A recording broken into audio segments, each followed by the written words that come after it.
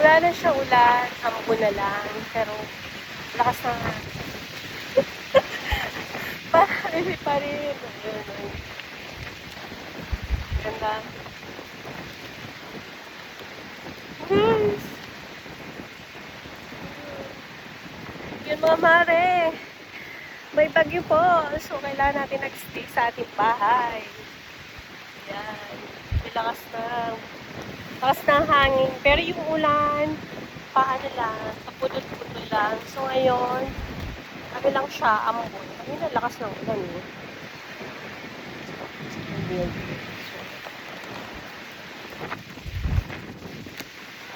Oh my God! Keep safe, everyone. Mga mare. So, yan. Ganda ng view. Parang, tayo yun. Lakas. Ang lakas. Grabe. Para ka nalilipari. Grabe. Yung mga halaman.